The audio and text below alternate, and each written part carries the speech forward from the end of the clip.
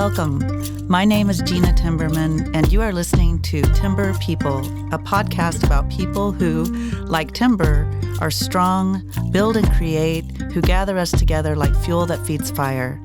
People who support structures of our community that uplift and protect. Welcome to the show. I'm so happy to welcome my dear friend, Amanda Bleakley.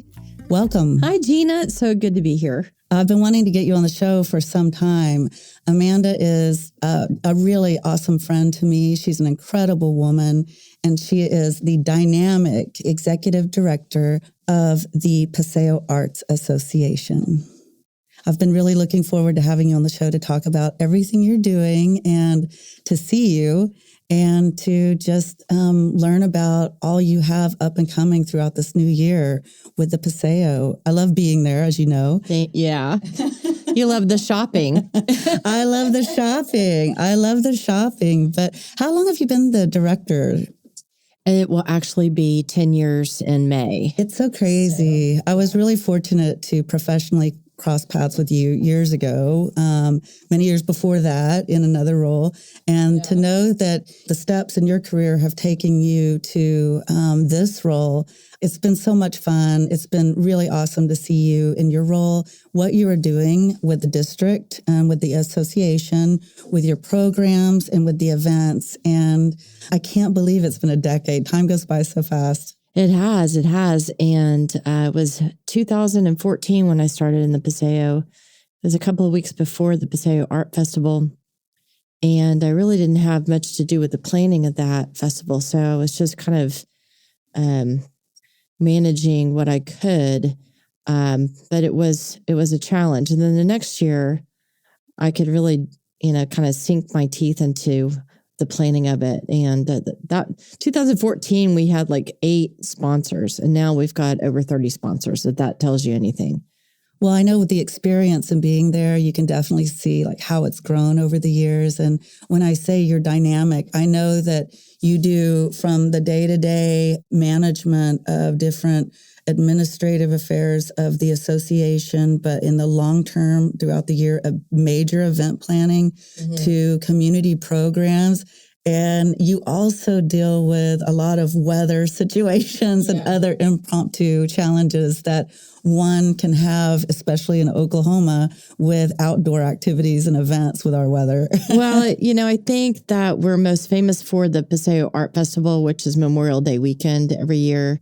And of course, you can't really predict the weather for that. It's either going to be hot or it's going to rain, or you might have good weather one day. One year we had a small tornado at the end of the street, but it didn't affect our festival. So that was good. And then we also do the First Friday gallery walks every first Friday. And so you never know what the weather's going to be like that. So you just have to pray to the weather gods that you're going to have good weather. And then if not, it's okay, because there's other days that you can be there. So yeah, those are the 2 main events that we do, Gena. And then programming you mentioned, I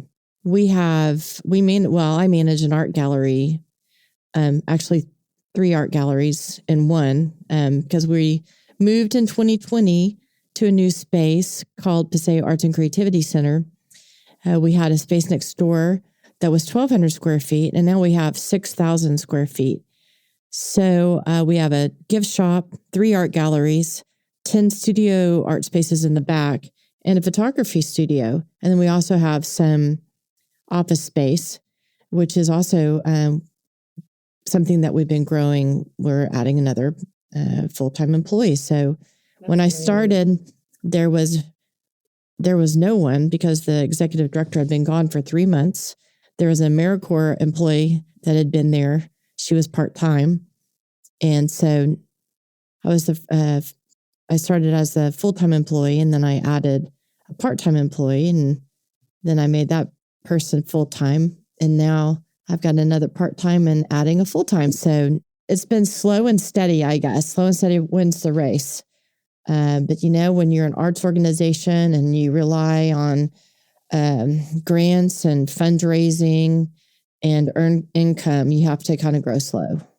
Yeah, it's been great to see you navigate the growth of the organization and weather challenges and other things. And we still end up having a wonderful time and great experience nonetheless, but also to really pioneer new ways of looking at the Paseo District and the Paseo Arts Association. It was really cool. I mean, even pre and post pandemic, what was happening with the space. And I remember coming over there to just bug you and also have a sense of community, but to see that identity uplifted and continuing that community gathering spirit of the Paseo District that you have really championed for so many years. And we talk about identity of the Paseo. I know that its history really goes back from the 20s. And you talked about how I love to shop over there, which I really do, especially at my friend Eden's and Betsy King's places and among other experiences. But let's talk about, if you wouldn't mind sharing with the listeners, a little bit about the history of the Paseo District.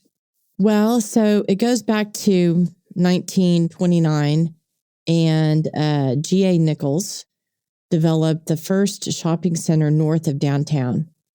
So G.A. Nichols is also responsible for Nichols Hills and I think Crown Heights and other things around town.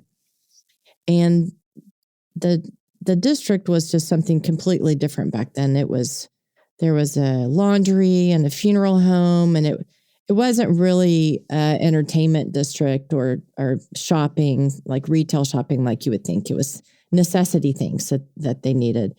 And over the years, different businesses changed or turned over.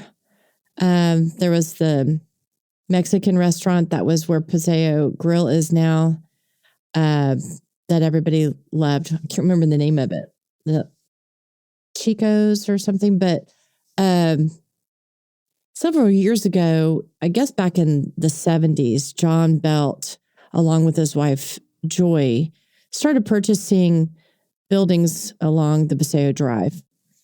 And they recognized early on the importance of having an art community where people, especially artists, could gather and have studio spaces that they could maintain at a lower rent that, you know, you might see commercial rent is going to be a lot higher. So he, or both of them, really created the space, as you say, to have an arts community. It took some time, I would say, over the years. The city was involved. They created a revitalization program. It's gone through its ebbs and flows, and I would say that it's really taken off now. And I like to think that they just needed a captain for the ship, that they needed somebody up front steering. And I like to think that was me, that I was, just trying to drive. So when I came on, I just assessed the situation and started doing some branding and some marketing and worked with the property owner, well, mostly with Joy, to bring in some retail. She had some ideas, and I would encourage that. Yes, that sounds great, because, we have 20 art galleries down here, and we need people down here to buy art. So if you have some fun stores that are going to draw people to come down here, then when they're here, they'll also go into the art galleries. So, and of course, that there have been restaurants down there for years. Picasso's has been there not quite as long as Paseo Grill, but before Picasso, it was Galileo. And so I remember Galileo years ago, and Paseo Grill, I think, has been there for 17 years. Maybe Picasso's 13 or something. I could be wrong. Don't call me, call Gena.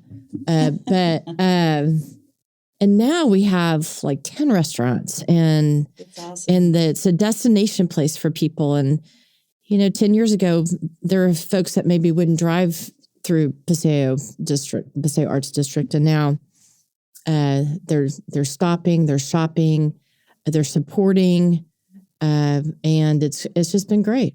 We want them to stop and shop. It's been a great experience. That's where people may not realize sometimes what economic impact is in placemaking, in that identity building, in that, as you said, destination.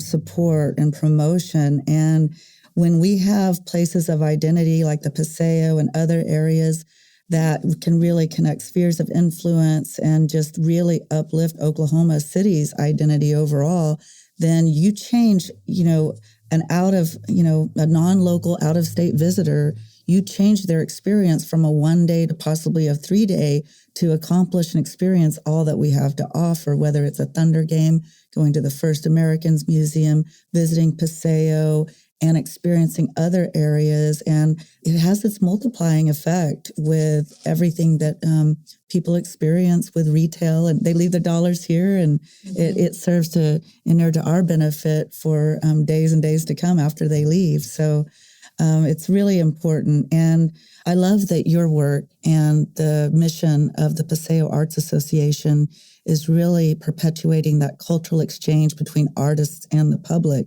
which is really important. It's not just about seeing the artwork, it's about the relationship building with the art community. And to see really where it is beneficial to all from a social, cultural, educational, but also that economic impact as we were talking about. Yeah, I agree. It's community building, as we've said, and it improves the quality of life for everybody that lives here. Absolutely. And so having places like we have the Paseo Arts District improves the quality of life for everyone that lives here. And we also draw people from all over Oklahoma and from out of state as well. And I think that it improves the aesthetic of Oklahoma City. And what I've really strived to do at the Paseo Arts Association is have a platform for artists to gather, create, collaborate, commiserate, get together. It's kind of like an arts incubator. And I want artists that I know or don't to come together and meet and talk and learn from each other. Is something that I recognized early on when our mutual friend Rick Sennett was in the district. He had a studio space in the Plunge years ago. And I said, do you know so-and-so? And he was like, no.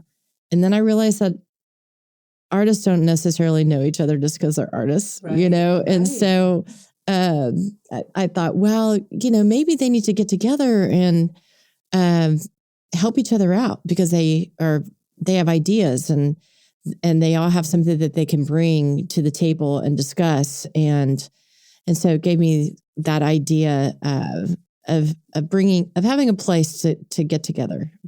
So that's why it was so important to have our new space, even though it was at the beginning of the pandemic.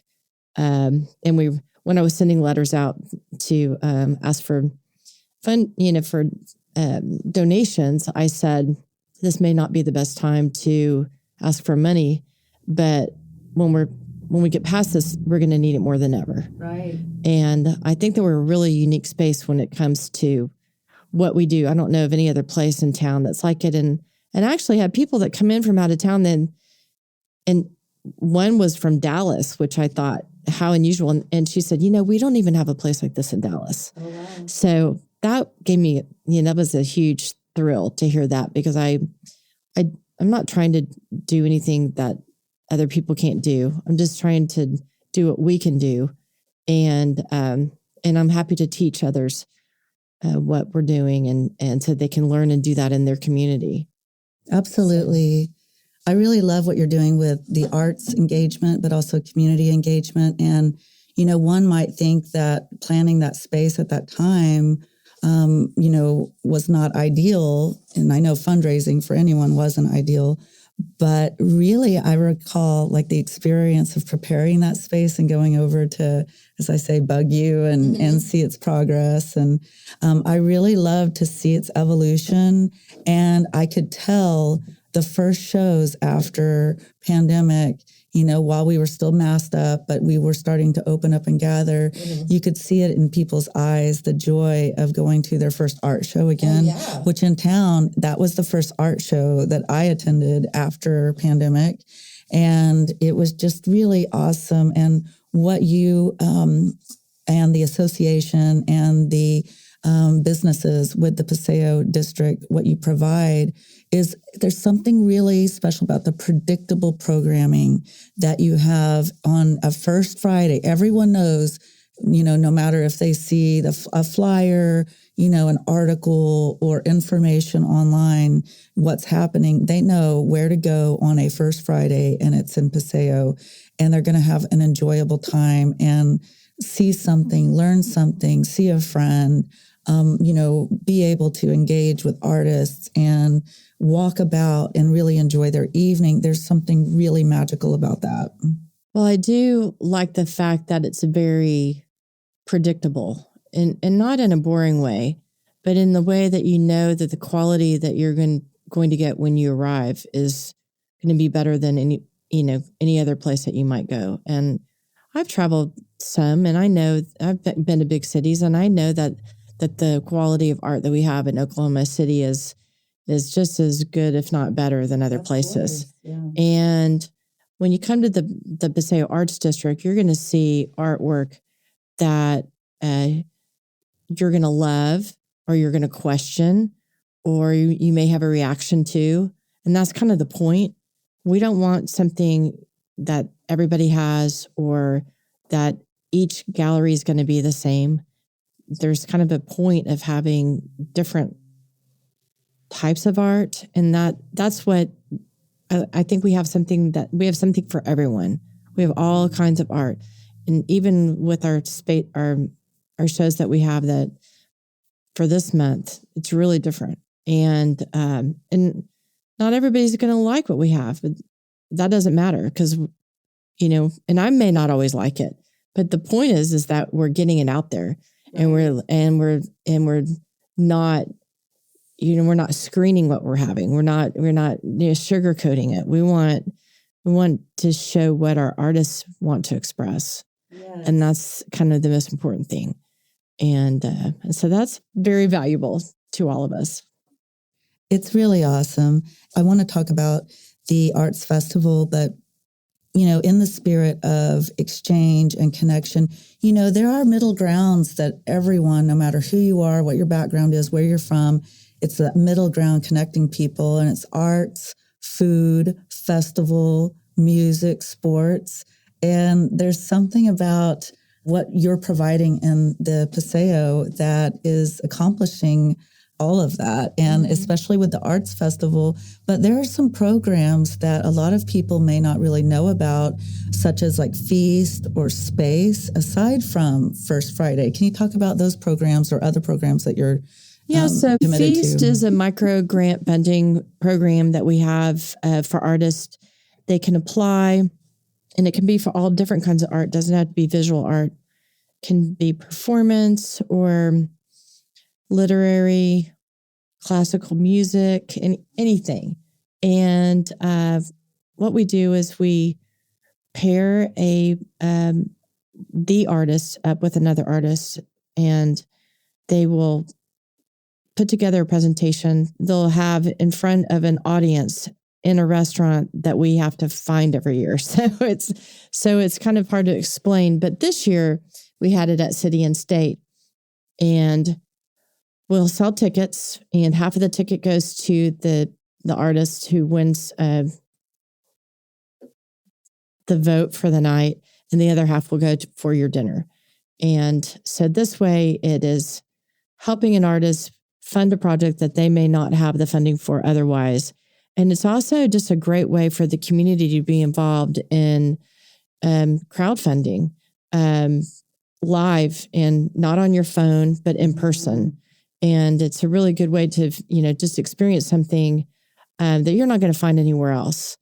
This year we had 5 different artists, and I know that the artist went home, or she didn't go home with it because I had to write the check, but it was a couple $1,000s that can really make a difference for an artist to be able to do a project. But it's just really a lot of fun. And the other program that we had, and we've had for 10 years was space, but with the new Skirvin ownership, they decided to discontinue that program. Now, just because they've discontinued it doesn't mean that we're going to discontinue it. We're just going to have to repackage, pivot is everyone's favorite word, and figure out what we're going to do next. So it's not over. I just need to rethink it, and I'm kind of waiting to the moment when I have a little bit of time where I can work on it. Well, if any of the listeners have any ideas or avenues of support or awareness of opportunities for the Paseo Arts Association, I hope you will contact Amanda at her office. And so we have the festival that's happening on Memorial Day weekend. We have the first Friday occurring. And before we close out, I really want to say just how valuable it's been for me to witness you, being a native Texan, invest in our community as if you were born and raised here. And I'm so happy that you've rooted here and have committed so much of your time and energy and, raising your family. You're a great mom. And I know that you've had journeys before this journey, but I really want to just say thank you for everything that you've done for our community and bringing us together and creating this awareness about that cultural exchange opportunity with the artists in the community. And I know that you have been a proponent of engaging American Indian artists, Indigenous artists in the Paseo more during, recent times. And I know that there are many artists that are really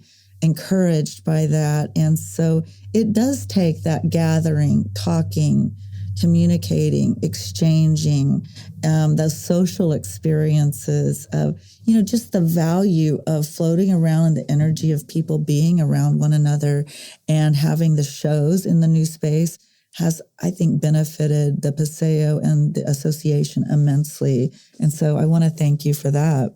Oh, certainly. I think it's amazing to think about that we had over 30 art shows last year in our space. That's a lot. We switch out our artwork every month. That's a lot. I mean, administratively, I know you do a lot. I know you write grants and that you are powering through, a lot of, relationship experiences with area businesses and, gaining sponsorship and support year round for the association for programs and for the events and festival. And so that's a lot of work. Well, and I can't really take credit for it because I do have a program manager that does manage those exhibits, but I have to make sure that we have the space for those exhibits to happen and everything that goes around it. I have to make sure I have a person to manage it. Right. And so, it's a big responsibility, but it's really fun.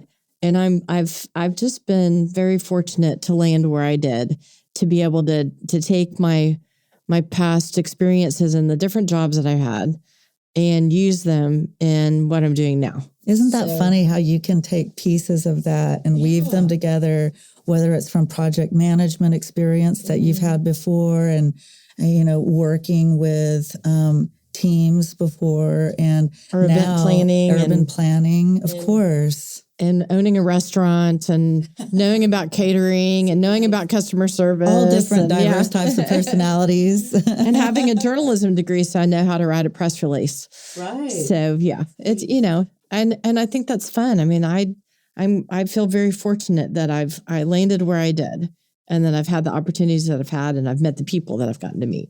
Absolutely. Well, you do fantastic work. What do you see on the horizon for this next year and beyond for the Paseo Arts Association in the district? Well, it's funny that you ask because we are actually I'm actually working on a grant because Joy Reed Belt wants to have the history of the Paseo Arts District book written. That's awesome. Yeah. As it should be. So that is a huge endeavor. And I probably won't talk about it too much, but that's on the horizon. That's awesome. That's great to know. We already have a writer and we have ideas of what the book is going to be like. And it's really important to get that in writing when you can. You have to have the history somewhere, because if we don't collect it, no one else will. Absolutely. If not you, then who? Yes. And especially Joy. Yeah. And it'd be great to have you and Joy on the show again to talk about how that is moving forward. Yeah. I hope she would do that. Yeah, I bet she would. Yeah, I hope so. But Amanda Bleakley, thank you so much, my dear, beautiful friend. You're welcome. We go way back, and I'm just so blessed and to be your friend. And thank you so much for... I feel the same way, Gena. Thank you. I love you, girl. Love you too. Yakoki, thank you for joining us. Timber People is brought to you by the Possibilities Podcast platform.